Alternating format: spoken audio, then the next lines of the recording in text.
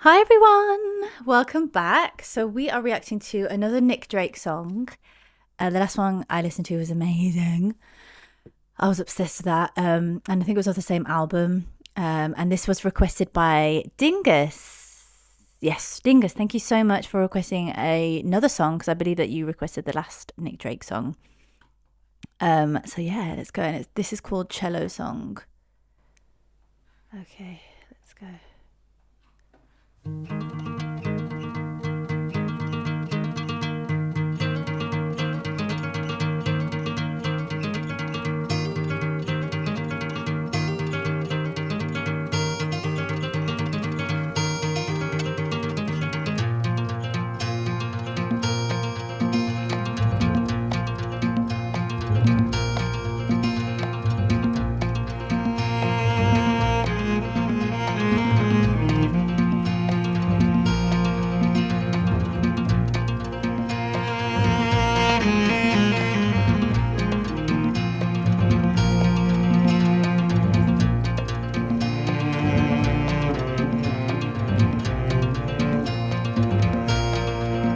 Strange face with your eyes,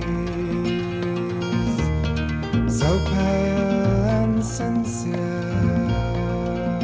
Underneath, you know well, you have nothing to fear.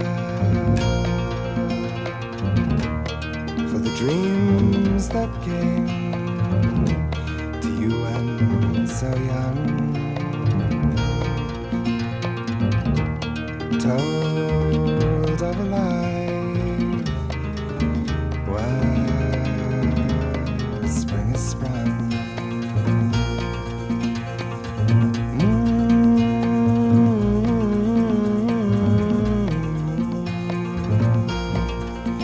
You would seem so frail in the cold of the night, when the armies of emotion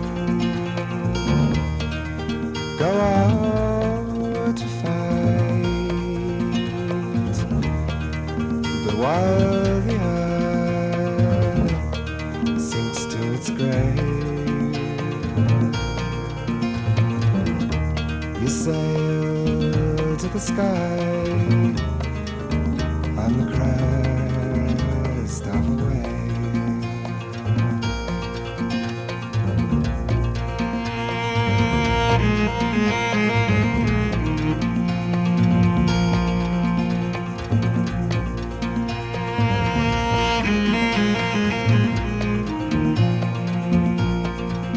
So forget this cruel world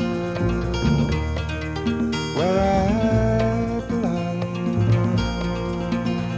I'll just sit and wait and sing my song. And if one day you should see me in the crowd, lend a hand and lift me to your place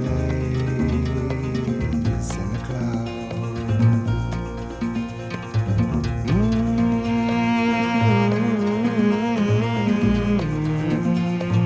Wow.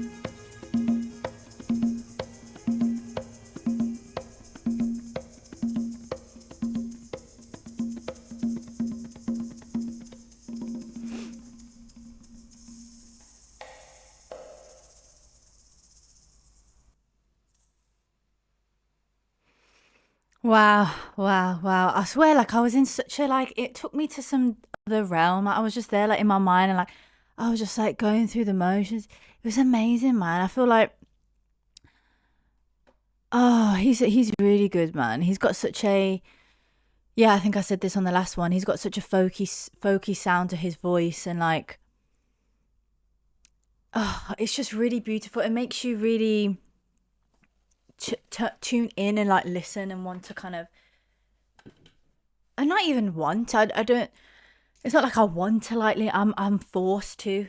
I'm forced to sort of lean in and just kind of like listen to what he's saying and like really immerse myself. But I feel like the instrumental really allows me to do that because the elements at the start where it kind of like starts.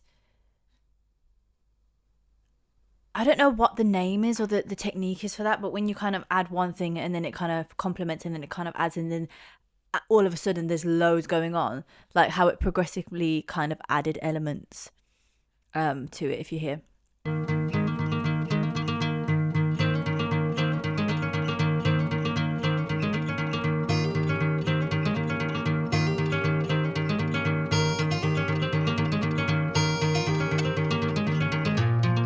See, and then the bass. Do you know what I mean? It kind of it gets you. It forces you to kind of lean in, because because there's just so many elements and it's like that's obviously not the melody. But like and then the cello comes in like giving that bass to the song and it's like it was that beginning was so beautiful. It was like waterfalls and like it was so beautiful. I just love string instruments in unison with each other. I think it was just so beautiful. And like his voice is so folky and just the emotion and the feeling in his voice and the the pain and just like the rawness and authenticity, the honesty in his vocal ability and his I don't know, he's just so raw with it. So pale and sincere underneath, you have nothing to fear. For the dreams that came to you when so young, told of a lie. He's got a gorgeous voice and he's able to go really low. But one thing I was insane that I haven't really heard, I literally heard a song the other day where I can't remember which one it was. I think it was something I was reacting to yesterday or the other day. And they were kind of harmonizing it was a song by Sananda called Holding On To You. And I've got it on my channel if you guys are interested. But he's kind of got like a Stevie Wonder feel to his voice. And then also like a Prince element with like the guitar and the rock feel to it. But anyway, there was a bit in there where the electrical guitar harmonized with his vocals. And I hadn't really heard that before. And then this one, Nick harmonizes with, or maybe not harmonizes, but syncs with the cello and his voice syncs with it. And his voice is so, like he's got quite a high octave with his voice as well as a low octave. But here it was like him and the cello were like this, like they were like one. And I felt that was amazing to have a listen. Sing my song. And if one day you should see me in the crowd, lend a hand and lift me to your place in the cloud.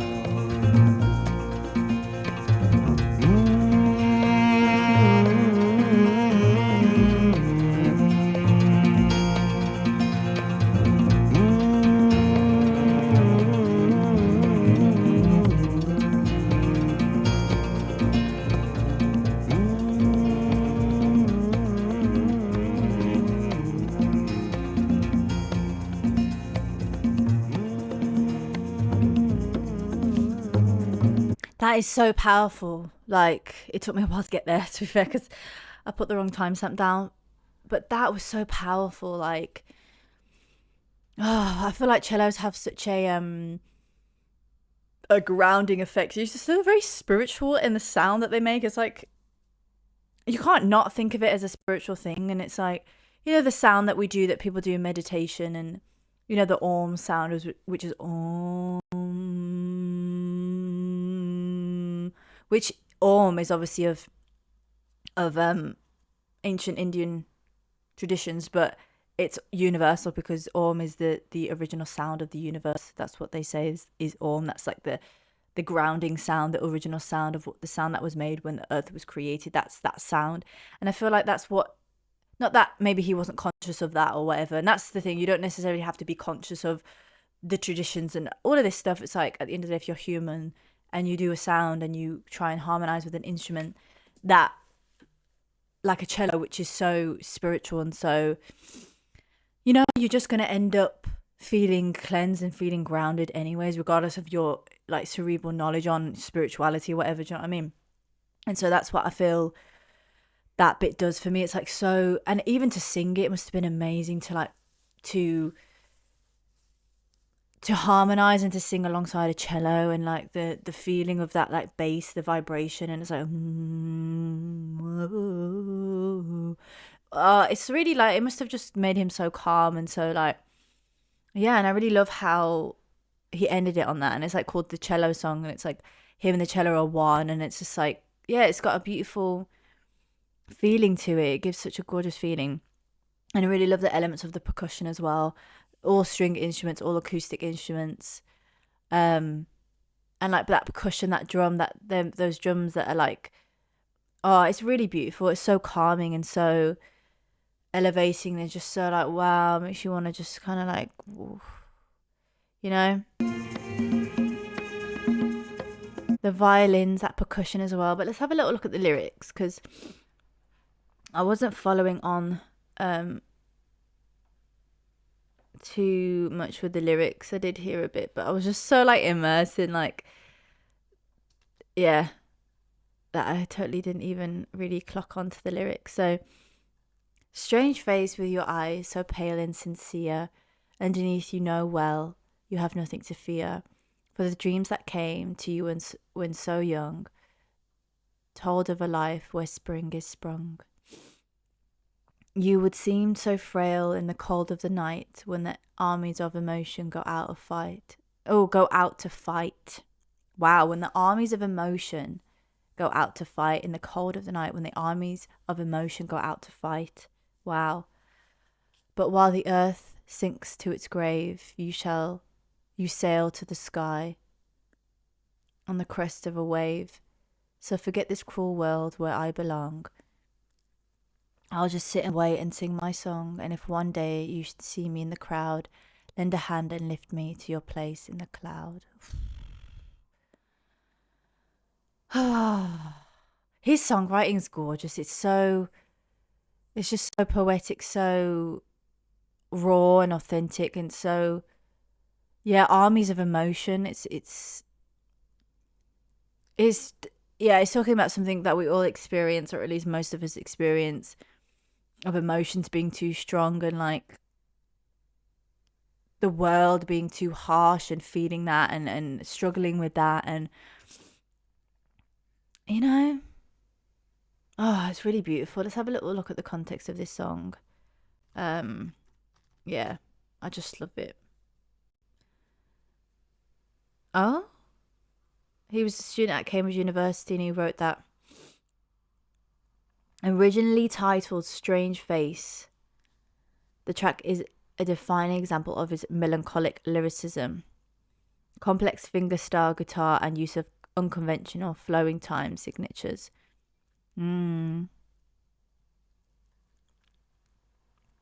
Yeah, that's really true. So it says here Drake used the time signatures 3 beats per bar rather than 4. That's the thing, is when those things were coming in, like all the instruments, it was din, din, din, din, I was counting, like that's why when you saw me, like I was waiting for it to come in on the 4th bar, but it came in before, And it was like, it's not 1, 2, 3, 4, din, din, din, din, din, din, din, din, 1, 2, 3, 4. It's quicker than that. So, which is creating a disconnected, floating or waltz-like rhythm.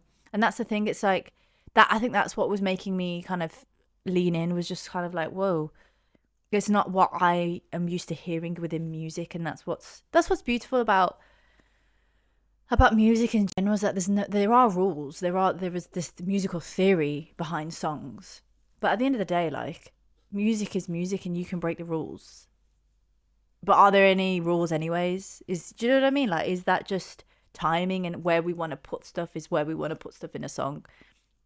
Isn't that just what art is? Not, should never be bound by rules. So, or we should never be bound by genres, for example, so I love that he's done that. That's really, yeah. So the iconic soaring cello line was meticulously arranged by Robert Kirby and acts as a vocal counterpoint to Drake's own gentle hums. Literally, that's what I was talking about when that part towards the end, when they are in unison, and it's just kind of like it creates a nice conclusion to the song, because at the start the cello's doing its own thing and Drake's doing his own thing with his voice and his vocals and his lyrics, and then towards the end of the song they kind of both unite, and it kind of creates that sense of resolution to the song, or emotional resolution in some ways, that there's like something's been kind of like something's been met, something's been resolved, in some way. So that's really beautiful. I love that. Oh, he studied. This is what I'm saying. Like, he studied English literature at Cambridge, and I feel like you can tell. Like, oh, I took the lyrics off, but you can tell that he has a very poetic. Yeah, like I studied it not at university, but I studied English literature at school, and I was really interested. And I read loads of books. I read a lot of Thomas Hardy. A lot of poetry. I was really interested in poetry, and I can see from his writing and his songwriting that he's very much influenced by poetry, and like and creative writing, and using the techniques of armies of emotion, that wave that he's expressed, and all these different ways that he used the words. You can just tell that he's like, yeah, not that he's copying, obviously, but you can tell that his inspiration is from literature. Like, I'm sure in his degree he must have done a lot of poets, a lot of British writers, probably a lot of American writers as well, but probably a lot of Shakespeare, a lot of all these kind of things. And you can tell that he's got that influence in his writing. It makes sense. Yeah. The lyrics, such as "and if one day you should see me in the crowd, lend a hand and lift me to your place in the cloud," reflects profound longing, isolation, and desire for connection. Wow, he passed away 74. Without achieving mainstream fame, his catalogue later became highly influenced.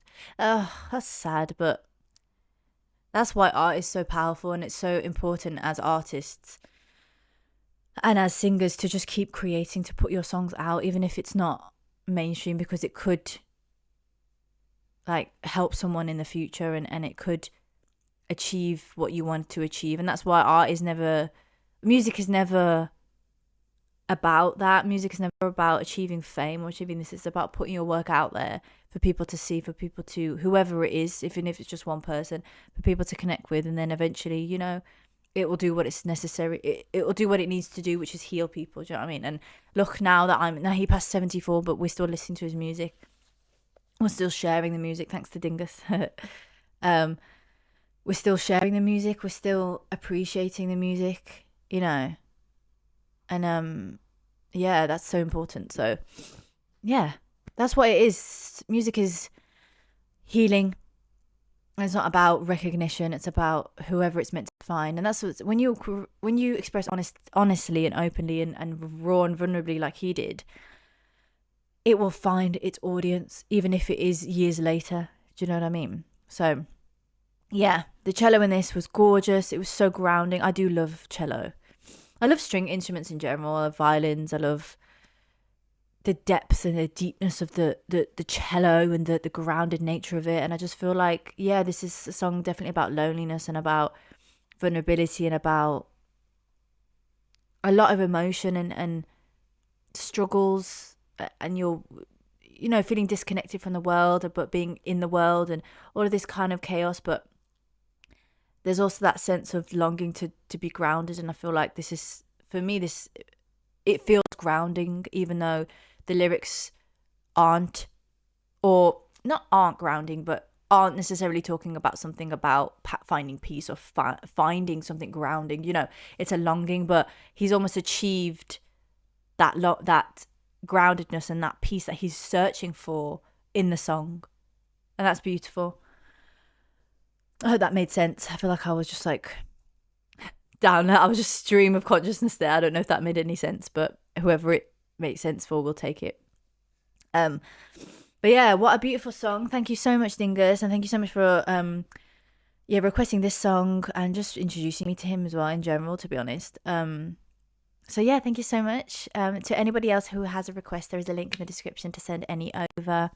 I also have a Patreon now, where I basically share exclusive content of my journey as an artist, deeper discussions into music, ad-free and blocked content that I'm unable to upload on YouTube because YouTube loves to restrict certain videos. But that is a space for you guys to basically have all the exclusive content that I don't share on YouTube. And yeah, feel free to like and subscribe if you feel called to. But other than that, thank you so much, Dingus, for requesting. Thank you to everyone watching.